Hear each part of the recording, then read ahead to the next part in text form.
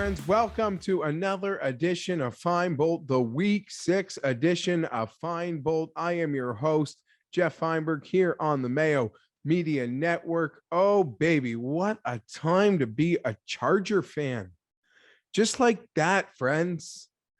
Just like that. Like, we've gone from loser laughing stock to people at the cool table wanting to give us a seat. Like, it doesn't even feel right. We're in this stadium. We got this quarterback. We got this coach. Boom. Like, I'm in no place. I'm in no position of health to smack myself as hard as I should right now to sort of find reality at the moment. But it feels nice. It feels really nice. Big 47-42 victory off the Browns. I'm not really going to break that down. We're so far into the week.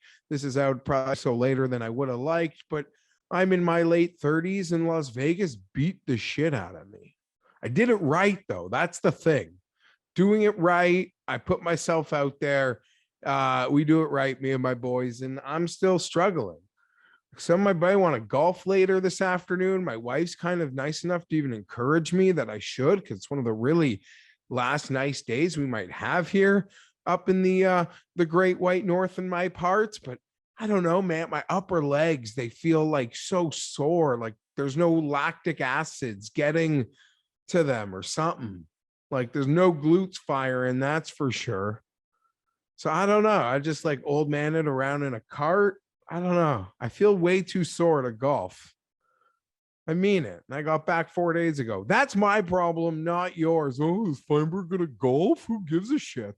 Let's go. Chargers football. What I am most excited about, what I do not want to diminish about what's already happened either, though. But this is not the ceiling, friends. This is not the ceiling. This is just the beginning. Whether it's luck, good fortune, great coaching, great quarterback play, timely stops on defense, the Chargers are winning football games. They're winning football games against really good football teams. We have one more game to complete what I believe was our hardest stretch of schedule of the season. Washington, Dallas, Kansas City, Oakland, who was undefeated, Browns, Ravens, bye week. 6 games, very, very tough football games, even if you want to diminish the Redskins for all you want to do, or the Raiders. The Raiders came into that game undefeated. The Redskins, everyone loved the Redskins going into week 1. So, here we are. A lot of those football teams like Dallas, like Kansas City, the Chargers held to their lowest point total of the season. Those are very good football teams, very good offenses. I'm not actually sure if the Chiefs scored more in the Bills game, but at the time of the game, and certainly leading through last week, you get what I said. But this is a 4-1 football team, but this isn't them playing to their ceiling. This is a new head coach who has installed new defensive systems, new offensive systems. Everyone is still getting comfortable. Despite the success on offense, there's a level of comfort that we are still trying to find. All the motion has taken its toll early, and we seem to have come out of that. I mean, there's a lot of motion required in this offense, and we were getting got with some of those penalties. But to further expand on my point, there's just still lots of places this team can and should improve. Things as simple as maybe we can find our way to league median kicking. Maybe we can find our way to some stability at the end of game goal line situations where all it would take is a chip shot. We don't need to give the ball back to anybody, be it Mahomes, be it Baker Mayfield, be it quarterbacks even worse than those two who will be on our schedule in the coming weeks. Like finding, just firming that part out of it, despite how much I love all the 4th downs. There's no reason in going for it and being successful. I think y'all understand what I'm saying. That's great, but let's just grade and fine tune it a bit. And by fine tune it, I mean, let's just be able to end the game with an extra point, college size extra point, and not give the ball away. And don't get me wrong either. I'll get, I guess, this to it further, maybe expand on it in a moment, but I fully expect the fine line that we are living and dying on, and we're certainly living on it at the moment. There'll be a game or two in this season that we'll die on. We'll die on one of those 4th downs that bite us in the ass. But but we got to take the good with the bad and what comes with that. And I appreciate Coach Staley. Like, if we're going to lose, we'll lose by 28. An L's an L. But we got to win this game, and we can't give them the ball back with 10 minutes left in the third quarter. So stuff like that. But back to my actual point is, you like to think the run defense would get better. Just familiarity in the defense when all these guys in their new system, a lot of standing up pre-snap, Bosa playing in spots he hasn't played in before. Derwin's responsibilities still just a month removed. Well, a month of games removed from his injury. I am just saying this is not the ceiling. This is just the beginning. This is just the beginning. And the fact that we're able to get these wins against quality opponents at the beginning says a lot to what the ceiling might actually be. You feel me, friends? It's still a rookie head coach.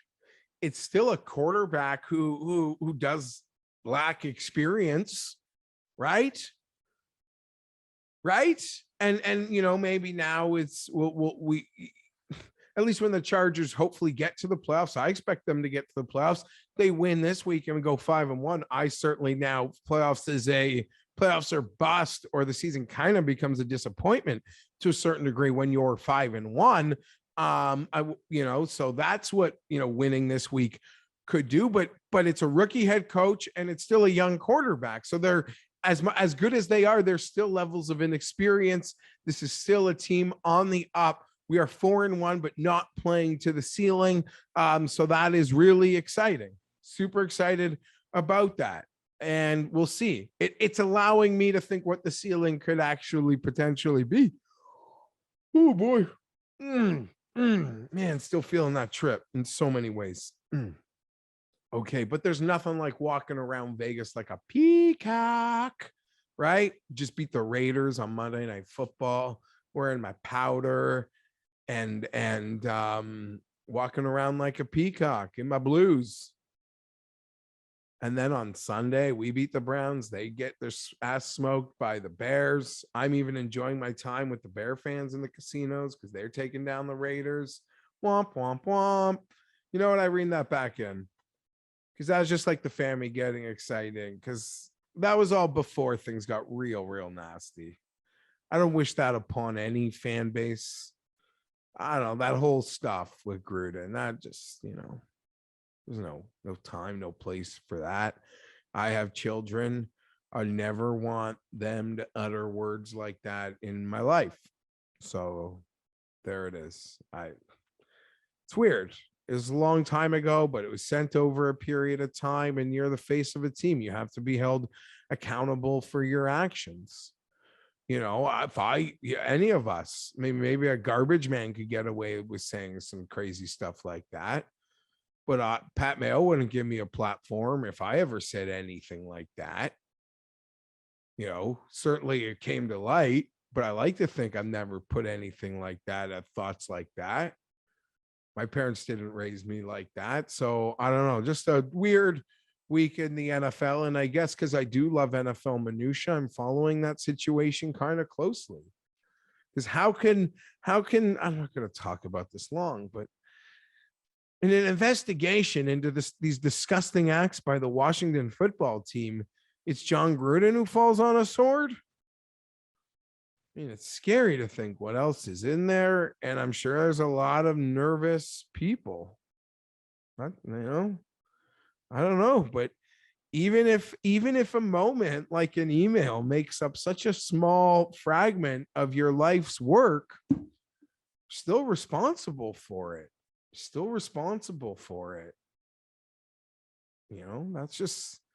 That's just the truth. So here we are, and I expect more things to come out. Maybe by the time this gets posted, more things have come out. Not so much about Gruden, but about the situation. Other stuff. It's really sad. It's like a lot of you, like John Gruden's, I don't know, like I enjoyed him being the coach of the Raiders now because I thought he was inferior at this point to the other coaches in the league. But I have only but nice football memories of John Gruden, and enjoyed him as a football quarterback guy on the TV. And but hey, you're gone, buddy. Just is what it is. Okay. One thing I definitely wanted to highlight in this show, because a lot's being made, about the Chargers and their defense, and the run defense was an absolute concern in last week's football game. Not many teams have Chubb and Hunt. Chunt. Yeah, let's call them Chunt. Not many teams have the combo of Chunt, but when we get to the playoffs, if you're lucky enough to be there, you have those quality and depth of running back that you've got to face. And even the Dallas Zeke Pollard situation was the lone loss of the season, and they certainly kept the Chargers off balance. But my concern in this game was, unlike the other games this year where the Chargers run defense didn't play very well, I sensed, as Coach Staley said after games, that they were in run calls when runs were being had against them. And you could see that the Chargers had positioning, or the Chargers even affected the backfield and just didn't make plays. And you're like, okay, we'll figure that out. Last week was just a sheer domination up front by that Brown line, by those two running backs, until what I must highlight, what I'll highlight anytime anyone wanted to talk to me about the Brown game after the fact. And I want to bring this back to the Chief victory, is the Chiefs had the ball just over 2 minutes, tie game. The Browns had the ball just over 2 minutes, tie game, first down. And the Chargers got 3 and outs, fourth quarter in both of those, and not a 3 and out versus Mahomes. They made Mahomes feel so uncomfortable. He just threw a ball up, and Alohi Gilman made the interception. Right. And then this one, the run defense was bad all game, and 2 huge first and second down runs. And I think even in Stefanski's Monday presser, I saw a bit of it, not even the post game. I watched his post game presser. I wasn't impressed by his post game presser, but that's a different question. He came back Monday, had a lot more thoughtful answers, and he really blamed himself for a lot of things, and especially that draw run there on that second down. The Chargers penetrated those first and second down runs, forcing Baker into a third down. Couldn't do anything with it. 3rd and 10. Chargers get the ball back. Chargers go win the game.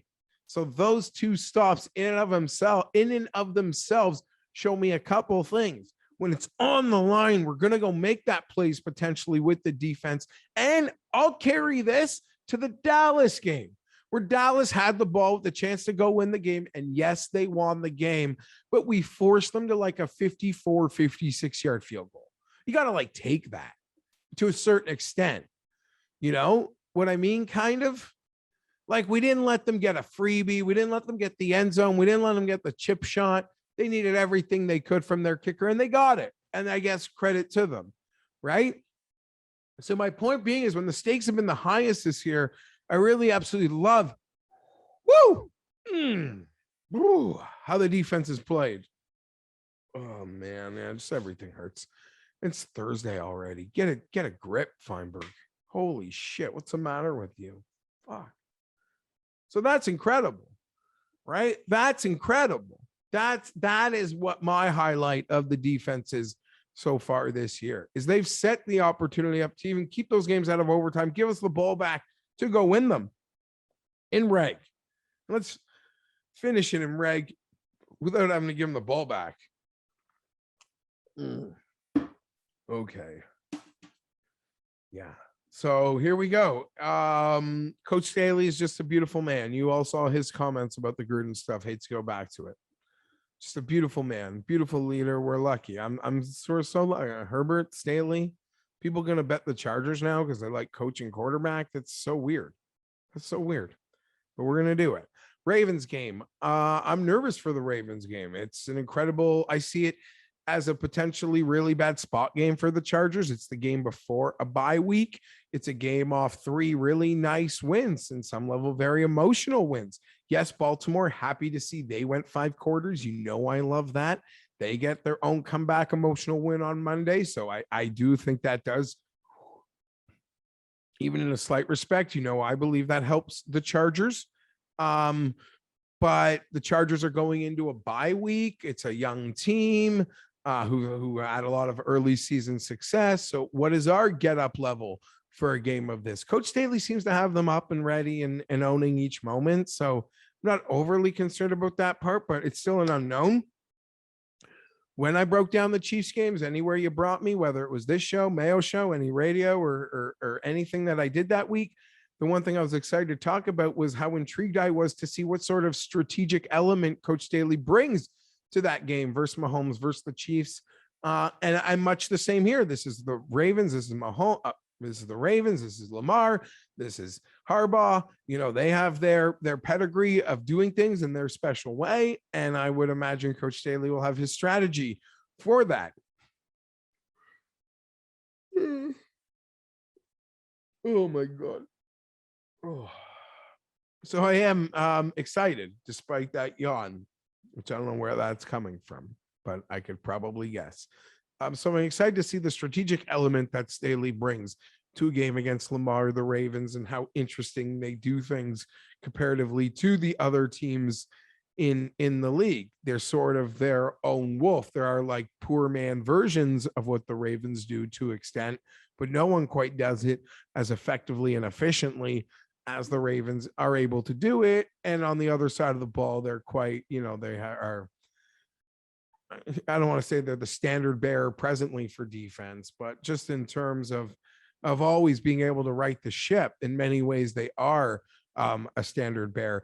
And it's a great opportunity for me as a Charger fan. Like, I'm not feeling this brash, cocky mode. I felt that for the Raider game. Like, you saw it, I felt it. That's the honest to God truth. But these Brown and Raven game, I'm like, I want to see what's up. Like, I really did respect the Browns. I do respect the Browns and acknowledge how into the depth the Browns were and how that probably did help the Chargers, was how deep the Browns were into their depth with injuries on the back end. I have nothing but respect for Baltimore. I'm not going to come in here be cocky and brash about it. I do think at +3, obviously I'll bet the Chargers. At +3, I think they make for a nice game on the teaser. You get it to 10. The Chargers are always playing close games. The new, the old, we're just winning them now. And, you know, if it's at 10, how much of an ass kicking the Ravens going to lay for that back door and Herbert, you got to believe, to be open for you the whole time. So that's really all I want to say about the betting perspective of it. But what I want to say is getting to play a team like Baltimore to someone like me is an opportunity. I want to see where we stack up. I do. We're 4-1. Everyone wants to give us things and hand us things. I'm not there. I mean it. I mean it. Last week when we recorded the Pat Mayo show with Tim and I and Pat, Tim was more confident that the Jets would make the playoffs than I was the Chargers. And the Chargers were 3-1. And obviously I'm excited and I'm like a biased fan, but I was still trying to be reserved about it. Like, long term, I'm very gung-ho about what's going to happen. And obviously I don't want to say a week changes everything, but 4-1, yeah, like I'm pretty confident. I was confident before the year the Chargers would contend and likely make the playoffs. I'm even more confident now they're going to survive their tough season schedule. Worst case 4-2, maybe 5-1. If they get 5-1, my mind's going to go places, friends. My mind is going to go places, unhealthy places. But that's exciting at the same time. But playing Baltimore, see how we stack up against Baltimore. That's what I'm interested in. And it probably won't be the last time we play Baltimore. So, yeah, I don't know. I'm not like that Raider game. I was brash, cocky. I called it. I put a heavy piece on it for myself because it happened just like I thought it would. This is not that kind of game for me. Am I going to bet it? Of course. Am I going to bet it heavy? Probably not. Relative to how I bet Charger games, I mean. But I'm super excited for it. It's Lamar, it's Herbert. It seems like it's that best game at 1:00. You go somewhere with your multiple screen setups. It's the clear, like big screen sort of game. So I'm super excited. I'm flattered about the conversations people want to have about the Chargers right now. That's super exciting. Like I'm just flattered to be getting invitations. And then we're going to go on a bye. And I think the bye, if they win this game, people will say the bye's at a really bad time. They're super hot. It's kind of chilling out the momentum. I don't know. I think the bye, I sort of sold myself that this is a good bye either way. It's either way to just decompress what's happened, get a new focus, and get on for the stretch run. But 5-1, I don't know. That will bring a different attitude. If we beat the Ravens, I'm gonna I'm gonna feel like I'm gonna get tingly and stuff about real objectives. That's what it's all about. I'm a fan for when it sucks to feel like I do right now, and it's only week 5. So I'm feeling great. Charger fans, this is, I don't know where the long road, it's too early to long range the season, but let's have this fun. Let's enjoy this fun right now. And let's understand this is not a finished product. It's not a finished product. That's what makes it so exciting. There's still a lot of ways for this team to improve. And I don't think that's a stretch to say it. I mean, it's hard for Herbert to play better in the fourth quarter. That I get, but I think you guys understand what I'm saying. We got a couple real ones, and it's our turn to be allowed to smile. Chargers football, I love you. Thanks for watching. Mayo Media Network, thank you for supporting me. Catch the Spread Pick Show with Tim, Pat, and I, or Pat, Tim, and I should say. And of course, my favorite show on the network, Pizzola, Cam, and Mayo. It's a beaut, and all the great coverage here at Mayo Media Network. Even hockey's back. Better when I have my voice at doing that impression. None of you even know who that is. I'm Geoff Fienberg. I'm out. Bolt up. Let's beat the Ravens 5-1 into a bye. 4-2. I would take it, but once Sunday comes, 5-1 only. Let's get it. I'm out.